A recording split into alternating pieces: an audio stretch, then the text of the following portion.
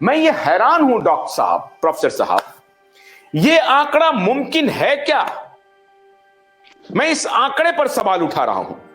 ये असंभव आंकड़ा है। अब ये कहां से कौन आंकड़ा बना रहा है, किस तरह से बाजीगरी कर रहा है, ये मैं हैरान हूं। क्या आप इस आंकड़े को सत्य मानते हैं?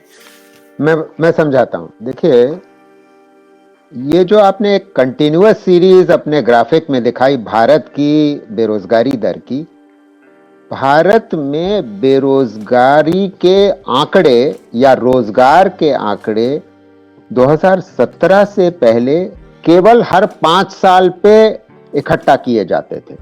तो ये जो कंटिन्यूअस सीरीज सालाना आप दिखा रहे हैं, ये पता नहीं कहां से आ रहा है, भगवान ही जानता है। नहीं, मैं यही कह रहा हूं कि ये जो, तभी मैं कह रहा हूं कि it is available on Google. When you will, Google बकवास कर रहा है, माफ करिएगा, गूगल बकवास कर रहा है। Between 91 to 2022, this figure reflects. I don't know. जी, सुन लीजिए आशुतोष पाठक जी, सुन लीजिए पाठक जी, मैं ये कह रहा हूं, गूगल बकवास कर रहा है। गूगल ने ये आंकड़े कहां से आए हैं भगवान जाने। तो इसको कूड़े में फेंक दीजिए। इस ग्राफ को आप आगे मत ही दिखाइएगा कि लोग हमारे जो आपके श्रोता हैं वो भ्रमित हो जाएंगे।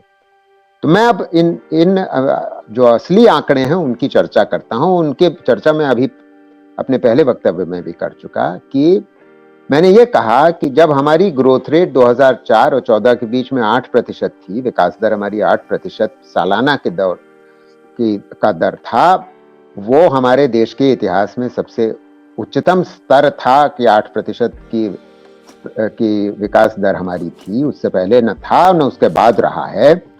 तब हम रोजगार पैदा कर रहे थे, उस पर हम वापस आ सकते हैं।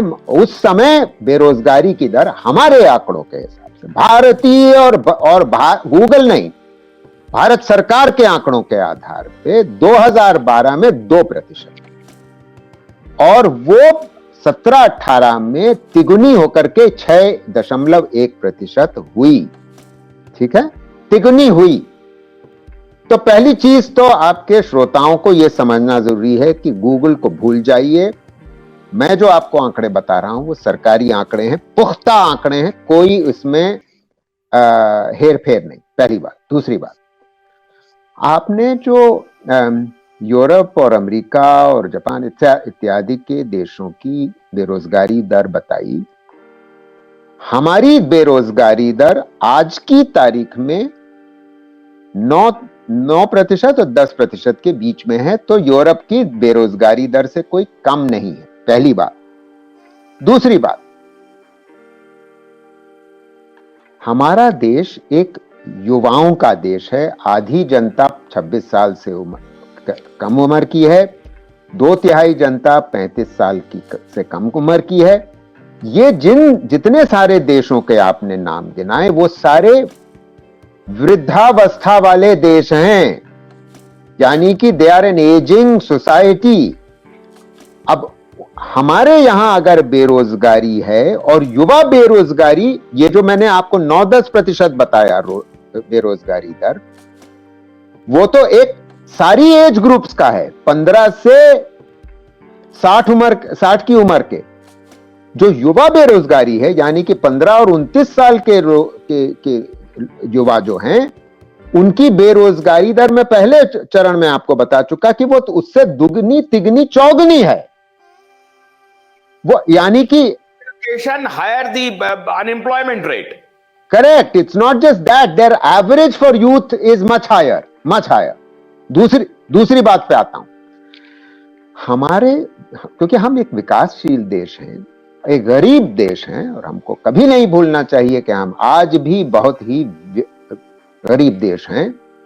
हमारे देश में अनएम्प्लॉयमेंट रेट का उतना मतलब नहीं होता है। हमारे देश में एम्प्लॉयमेंट रेट का मतलब होता है। इसका क्या मतलब हुआ कि हम, क्योंकि युवाओं की संख्या हमारे देश में बहुत ज्यादा है, उन युवाओं में कितने लोगों के पास रोजगार है।